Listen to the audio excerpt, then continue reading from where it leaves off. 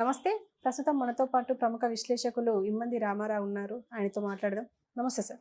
నమస్తే అమ్మా.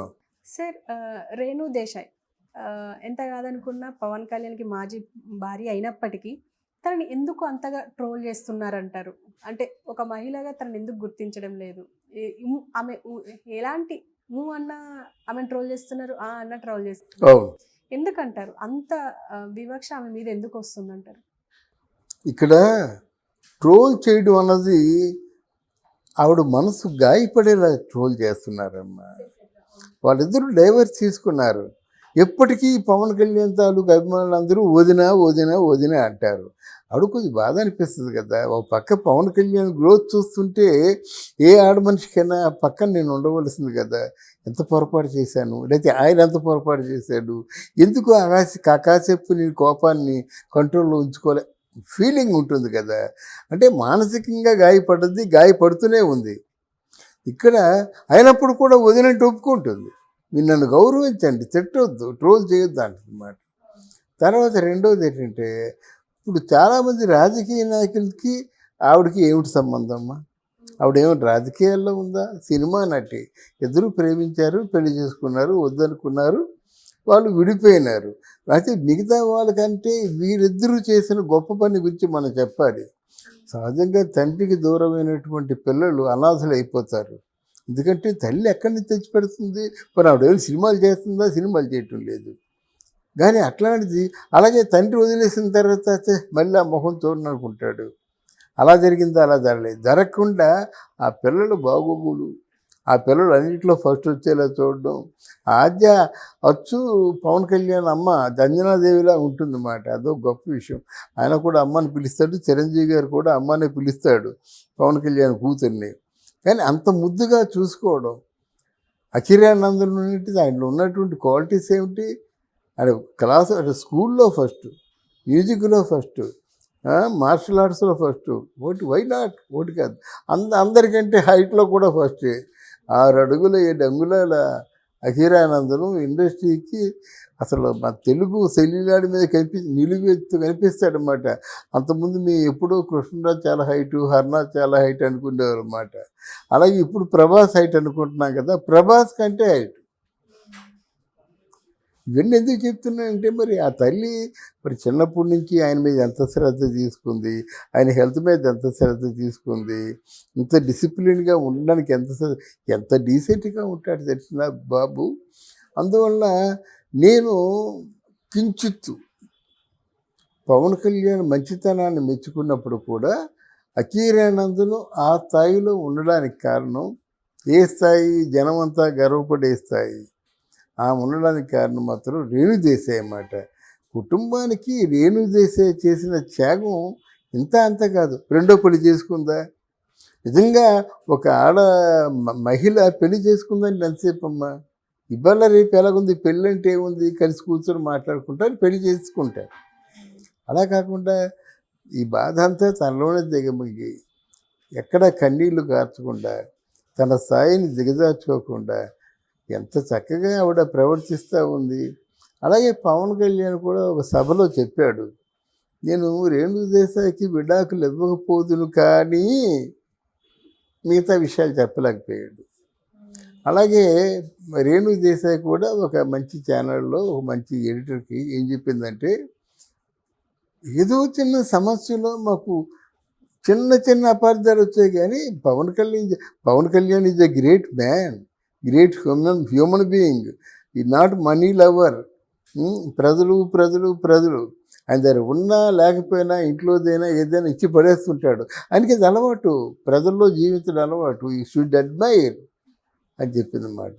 మొన్న కూడా కొడుకు మోదీ పక్కన నించొని అలా గ్రూప్ ఫోటో చూసినట్టయితే ఒక చిన్న అంటే ఆడతనం, ఆడ మనసు ఎలా ఉంటుందో చెప్తా. ఆవిడ పోస్ట్ చేసిన దాంట్లోనూ ఆ పక్కని రేణు దేశాన్ని కట్ చేసేసింది. చేసి పవన్ కళ్యాణ్, మోదీ గారు, అఖిరానందన్. అంటే ఆడ మనసు అమ్మ. తను ఎంతైనా కొంతకాలం కాపురం చేశారు కదా, 2 బిడ్డలకు అన్నారు కదా. ఆయన పక్కన ఇంకొక స్త్రీని ఊహించుకోలేదు. అంటే ఆ నేచర్ చెప్పడం కోసం చెప్పానమాట. తర్వాత మోదీని అఖిరానందన్ ఉన్న ఫోటో చాలా పెద్ద ఫోటో మంచి ఎడిట్ చేసి పెట్టింది. అంటే ఇట్లాంటి అంటే ఇదంతా అంతర్గతంగా పవన్ కళ్యాణ్ పట్ల ఉన్నటువంటి ఆరాధనా భావమే తప్ప ఈర్ష్య, అసూయ, దేశం ఎక్కడ నాకు కనిపించలేదు. ఆయన ఎదగాలి, పెద్దగా ఎదగాలి. ఇప్పుడు అఖిరానందన్‌కి తెలుగు నేర్పించిందంటే ఒక మాట చెప్పింది. నోరు జారిపోయి ఏంటి నోరు జారడం ఉన్నమాటే. తండ్రి భాష రావాలి కదా అంది. అంటే తను కొడుకుగా ఊహించుకోవడం లేదు. పవన్ కళ్యాణ్ కొడుకుగానే ఊహించుకుంటుంది. పవన్ కళ్యాణ్ తెలుగు మాట్లాడతారు కదా! ఆ తెలుగు రావాలి కదా అన్నాడు. అలాగే at the same time Pawan Kalyan కూతురు కోసం మరాఠీ నేర్చుకున్నాడు. ఎంత మధురంగా ఉంటాయి విషయాలు చెప్పుకుంటుంటే. మరి ఆవిడని ఎక్కడ తప్పు పట్టగలం? డెఫినెట్గా చెప్తున్నాను.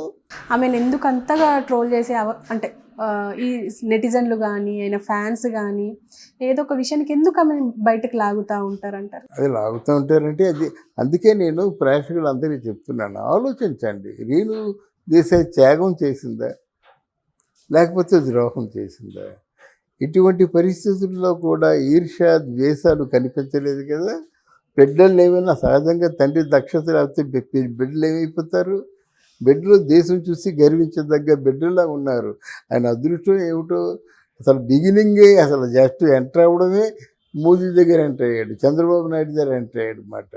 కనుక వాళ్ళని దీవించండి, ఆశీర్వదించండి, వాళ్ళ తాలూకు జీవితాలు బాగుండాలని ఆశీర్వదించండి.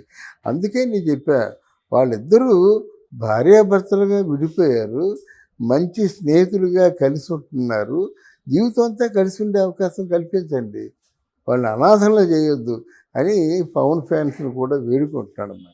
ఎందుకు పవన్ కళ్యాణ్ ఫ్యాన్స్ని అదుపు చేయలేకపోతారు ఈ రేణు దేశాయ్ విషయంలో? ఫ్యాన్స్ని అదుపు చేయలేమమ్మ మనం. అంతే, మనం రిక్వెస్ట్ చేసుకోవడమే కదా. అంతేగాని ఫ్యాన్స్ అంటే రిక్వెస్ట్ కూడా చేయరు. అంటే తను ఎన్నిసార్లు వీడియోలు పెట్టుంటది నన్ను ఇలా అంటే రేణు దేశాయ్ ఇంటర్ఫియర్ అయినట్టు, రేణు దేశాయ్ కాంట్రిబ్యూట్ చేసినట్టు పవన్ కళ్యాణ్ కాంట్రిబ్యూట్ చేయలేదు రేణు దేశాయ్ గురించి. అది ఒక విధంగా ఆయన అంటే ఏదో ఇంకా అంటగట్టేస్తారు, ఇంకా ట్రోల్ చేస్తారు, ఆవిడని ఎందుకు బయటికి లాగడం అనే ఆలోచనతో ఉన్నాడు. కానీ ఒకసారి ఖండిస్తే బాగుండేది. తను డివోర్స్ తీసుకున్నా తన మానాన్ని తన ఆ మాటలు చెప్పాలండి. తన మానాన్ని తన ఉంది, తన్నెందుకు బయటికి లాగుతారు? అదే నా గురించి కానీ నా పెళ్ళిళ్ళ గురించి కానీ మాట్లాడితే చెప్పు తీసుకొడతా ఉన్నాడు. ఆయన ఖండించాడు కానీ ఇసమిద్దగా ఖండించలేదు. నేను ఇదే ప్రేక్షకుడు అంటే నా అభిమానులు చెప్తున్నాను, దయచేసి రేణు దేశాయ్ని మాత్రం ట్రోల్ చేయకండి, గౌరవించండి. గౌరవించడం మన సభ్యత అది చెప్తే బాగుంటుంది. చెప్తాడు. కానీ కాలం ఇప్పుడు ఒకేలాగా ఉండదు కదా. ఇద్దరు పౌరుషంతో విడాకులు తీసుకున్నారు. ఇప్పుడు నిరంతరం చూస్తే ఏ రోజు చూసినా పవన్ కళ్యాణ్ గురించే ఆవిడ స్టేట్మెంట్లు ఇస్తుంది. అంటే కాలం మనుషులు మారుస్తుంది కదా. చూద్దాం కాలం మనుషులు ఎలా మారుస్తుందో. తప్పే ఉంది ఇందులో. అప్పుడు మీరు చెప్పినట్టుగా అలాగైనట్టయితే వీళ్ళిద్దరూ ఒకటి కాదు కదా. ఈయన చంద్రబాబు, ఆయన పవన్ కళ్యాణ్, వీళ్ళిద్దరూ ఒకటిగా ఉండాలి కదా. అదే మనం కోరుకుంటున్నాం కదా. శరీరాలు వేరైనా ఆలోచన ఒకటిగా ఉండి ఆంధ్రదేశాన్ని పరిరక్షిస్తారని మనం ఓట్లు వేసాము. ఇప్పుడు హోమ్ ఆయన దగ్గర ఉంచుకుంటే అది స్వార్థమే కదా. ఆర్థిక రెవెన్యూ, ఫైనాన్స్ అంతా ఆయన దగ్గర ఉంచుకోమని చెప్పండి, తప్పులేదు. హోమ్ అంటే అసలు ఆంధ్రప్రదేశ్ ఇంతగా నాశనం అయిపోయిందంటే దానికి కారణం లా అండ్ ఆర్డర్ సక్రమంగా లేక, ఇన్ని హత్యలు, మానభంగాలు, అత్యాచారాలు వీటన్నిటికీ కూడా కారణం 36,000 మంది కనిపించకుండా పోయారంటే హోమ్ కాదమ్మది. దాని మీద అంటే కట్టుదిట్టమైనటువంటి ఎడ్యుకేషన్ ఉండాలి, అంటే కార్యాచరణ ఉండాలన్నమాట. వినేసి ఊరుకున్న వాళ్ళు, పోలీస్ స్టేషన్లో పడుకున్న వాళ్ళు, గెస్ట్ హౌస్ల్లో పడుకున్న వాళ్ళు, గెస్ట్ హౌసుల నుంచి పంచాయతీ పెట్టేవాళ్ళు మనకు అవసరం లేదు. రోడ్డు ప్రజల్లోకి వెళ్ళిపోవాలి, ప్రజల్లో ఎన్ని ఇబ్బందులు పడుతున్నారో చూసుకోవాలి. ఈయన కొత్తగా ఉన్నాడు కాబట్టి ఆ ఇంట్రెస్ట్ ఈయనకు ఉంటుంది. తర్వాత ఇంకో సెంటిమెంట్ ఏంటంటే వాళ్ళ నాన్న కానిస్టేబుల్ కనుక కానిస్టేబుల్ కొడుకు హోమ్ మినిస్టర్ అయ్యాడంటే వాళ్ళు కూడా ఒక చారిత్రాత్మకమైన ఘట్టం కదా. అందువల్ల హోమ్ కూడా ఇస్తే అది గౌరవించినట్టు ఉంటుంది. కానీ లేకపోతే అప్పుడు చంద్రబాబు గురించి ఆలోచించవలసి ఉంటుంది. మనమే చెప్పుకుంటాం. Okay sir, thank you. Thank you అమ్మా.